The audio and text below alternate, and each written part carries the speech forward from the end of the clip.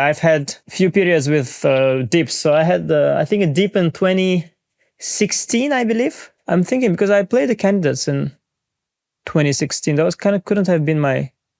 No, 2015 was maybe the dip. Yeah, when my son was... No, sorry. The dip came after. Basically, I had a dip at some point. Yeah, 16, I think. After the candidates, probably. There was a dip I had when I lost... I got out of top 10. And then I came back. And then I had another dip, which was the one recently.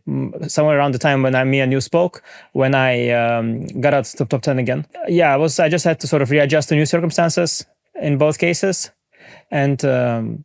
then, the thing about top chess is that I think everybody comes back eventually. Everybody comes back to the top. The thing is that some people give up. So, and it is easy to give up because sometimes you might not be doing very well for a while.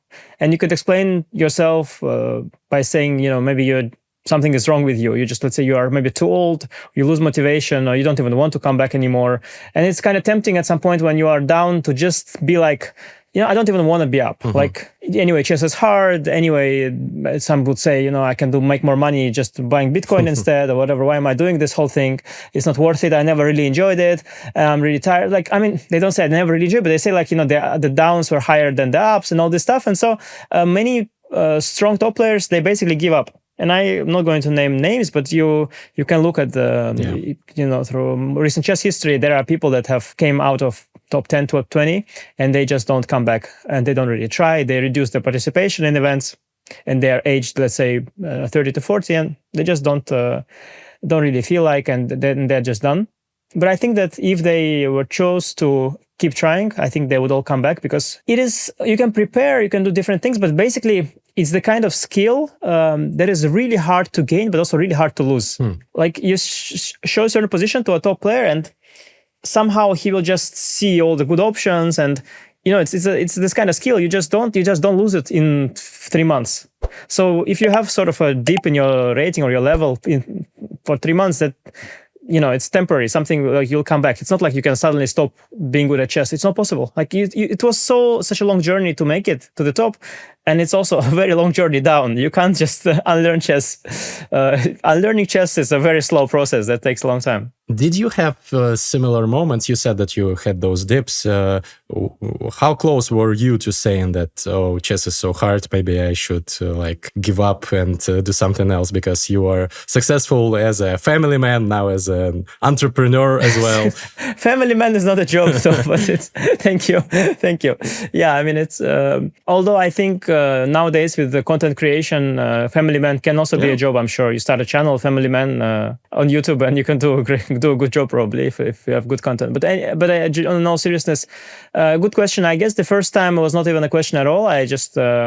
I was very, very young, and I just had to keep going. The thing is that it is somewhat tempting to shift to rapid and blitz. That's a very, very common path nowadays for players. A lot of players just shift to rapid and blitz, and even they do it in such a way that they don't even say that they retire from classical. They just say that rapid and blitz is the way to play anyway, and classical is the boring one. You could try. I mean, I don't know.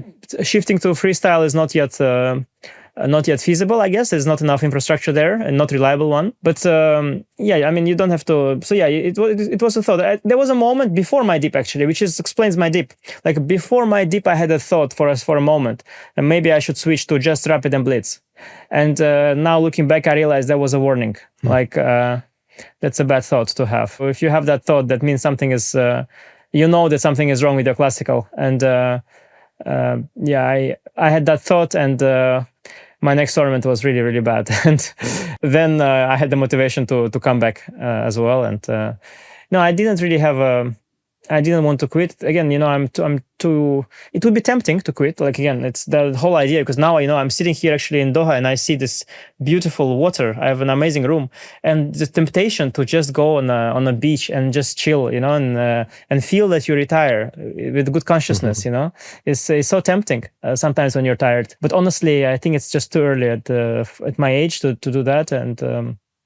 So it wasn't really a thought for me. For me, it's not easy. Like I feel very, very bad when I lose, of course. But the thought of retiring is not something that comes quickly to me. It was not really a thought. But I do say, throughout my recent few years, there were moments when I had that thought that maybe to just play rapid and blitz and basically give up on the classical. Like, I don't know whether to play those events or not, but basically just give up on it. Now that's obviously not the case with the candidates tournament. This is by far the central thing in my chess calendar. Yeah. Yeah, that's good news for your fans and bad news for haters. You said that you thought that probably there was something wrong with your classical at that point when that dip began. What you were talking about, the change in the like so-called chess paradigm, chess scene that you were not ready for, or what was the reason? Because as you already said... Well, that was exactly... So the problem was that I wanted to basically quit it. That was the problem. And that was the problem with my classical. Like, you can't play classical chess thinking that maybe you should just play rapid and blitz instead. Like, this is... So it was psychology.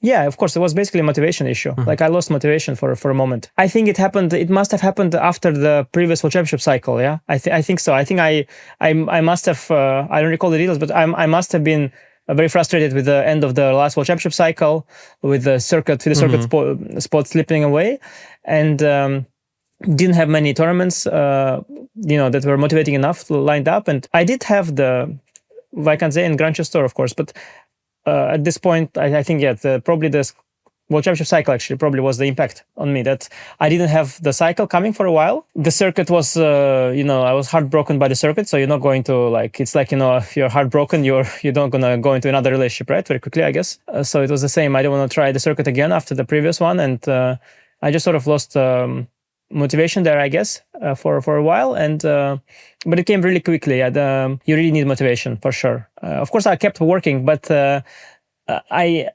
think the loss in motivation, it impacts the way you play. It's not just that you stop working. I kept working throughout, but it's such a close sport, top chess, classical chess. It's all such small nuances that if you're not 100% fully behind it, if you go to the tournament and you are not 100% behind, the ambition is not 100% there, then somewhere you will make a small misstep, somewhere you will not be sharp enough. And like this, half a point here, half point there, finally, instead of +3, you are on -3 and it's all over. So yeah, I actually, looking back, I never really thought about it, but probably I just had a little mental crisis after the candidate cycle that didn't go well. Probably was just that, actually.